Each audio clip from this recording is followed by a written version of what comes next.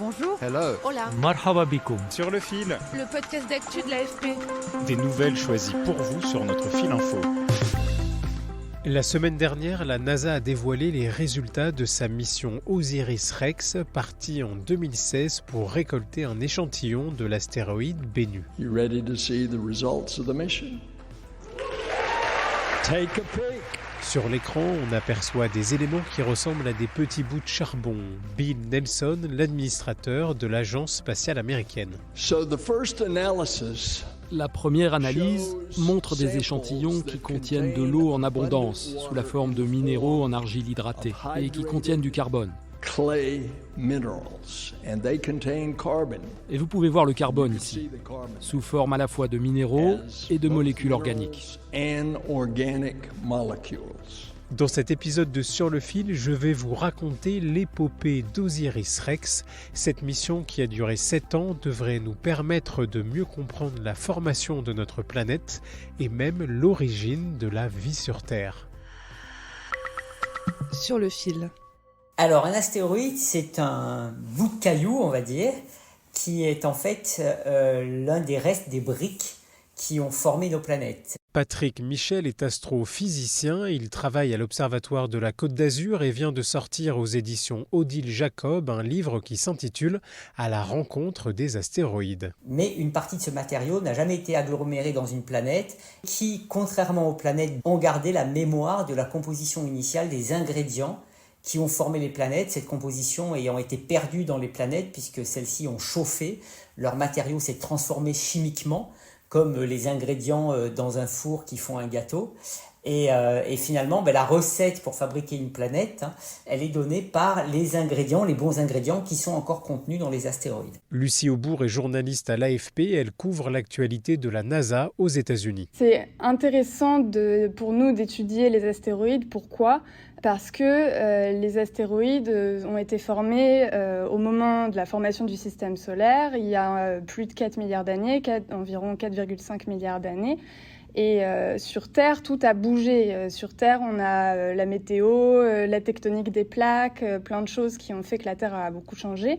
Mais les astéroïdes, eux, sont restés en grande partie intacts. Et donc, ça nous permet de remonter le temps un peu, de mieux comprendre la formation du système solaire. Mais pourquoi la NASA a-t-elle choisi l'astéroïde Bennu ? Alors, cet astéroïde Bennu, c'est un petit astéroïde qui fait 500 mètres de diamètre, qui vient probablement de cette ceinture entre Mars et Jupiter et qui a été choisi parce que justement dans les astéroïdes on a plusieurs classes, on a des objets rocheux plutôt riches en matériaux silicatés et puis on a des objets qui sont plutôt noirs, potentiellement riches en carbone, en minéraux hydratés, ce sont des minéraux qui ont vu l'eau comme des argiles. D'ailleurs on pense que ce sont ces objets qui ont peut-être permis à la vie d'émerger sur Terre, puisqu'à la fin de la formation de la Terre, il y a eu beaucoup d'impacts, et il se pourrait que ces impacts, par ces objets-là, aient apporté les ingrédients qui ont permis à la vie d'émerger sur Terre.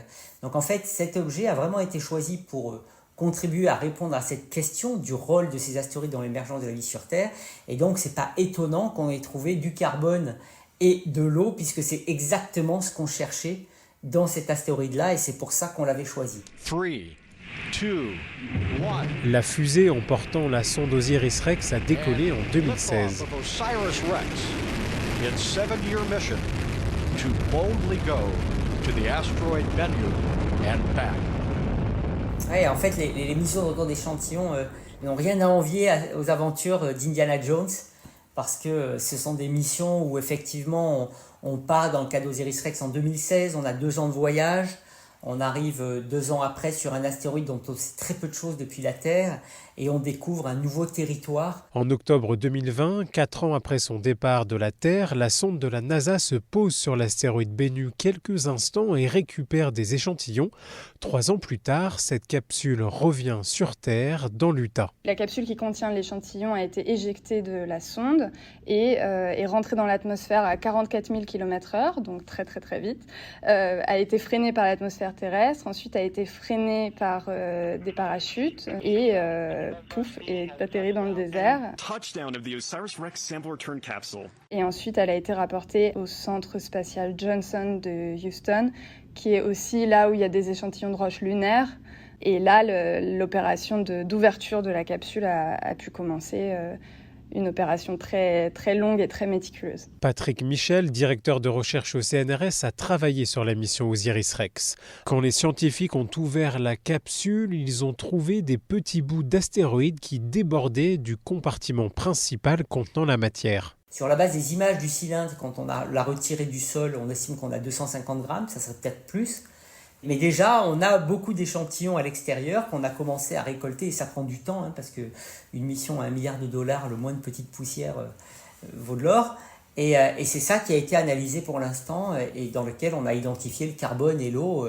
Mais c'est vraiment, je dirais, l'apéritif avant le plat de résistance qui va nous être offert lorsqu'on va ouvrir le cylindre qui contient vraiment les échantillons qu'on a récoltés dans ce cylindre et qui nous diront de combien on va pouvoir s'amuser, sachant que 70% des échantillons seront gardés pour les analyses ultérieures des futures générations qui bénéficieront d'instruments encore plus sophistiqués, donc c'est un investissement sur le long terme. Pourquoi on fait ça ? Parce qu'à la NASA, nous essayons de découvrir qui nous sommes, ce que nous sommes, d'où nous venons, quelle est notre place dans cette étendue qu'on appelle l'univers. Et cette mission va aider nos scientifiques à faire des recherches sur la formation des planètes pendant les générations à venir. Avant les États-Unis, le Japon avait ramené des échantillons d'astéroïdes sur Terre, mais il y avait beaucoup moins de matière. Écoutez Dante Lauretta, l'un des scientifiques de la mission OSIRIS-REx. Cette eau, nous pensons que c'est comme ça que l'eau est arrivée sur Terre. La raison pour laquelle la Terre est un monde habitable, le fait que nous ayons des océans, des lacs, des rivières et de la pluie, c'est parce que ces minéraux hydratés, comme ceux qu'on voit sur Bennu, ont atterri sur Terre il y a entre 4 et 4,5 milliards d'années. Maintenant, ça ne suffit pas, il faut qu'on analyse les propriétés de ce carbone, les propriétés de cette eau, pour la comparer à celles de nos océans, à celles de notre matière organique, pour vérifier justement si effectivement il y a une cohérence avec ces scénarios-là. Mieux connaître l'astéroïde Bennu pourrait aussi se révéler très utile pour protéger notre planète. Bennu a une probabilité extrêmement faible, mais toujours non nulle, de rentrer en collision avec la Terre d'ici à peu près 200 ans. Sachant ça, c'est bien qu'on ait avancé dans notre compréhension de cet objet, qu'on ait pu mesurer ses propriétés physiques, parce que s'il les fallait, c'est ce type d'information dont on a besoin pour concevoir de manière la plus efficace possible une sonde qui aurait pour but de le dévier. En septembre 2022, la NASA a percuté un astéroïde afin de le dévier, une première dans l'histoire. Fin 2024, la sonde européenne Hera doit décoller pour aller évaluer les conséquences de cet impact. Sur le fil revient demain, je m'appelle Antoine Voyer, merci pour votre fidélité et bonne journée.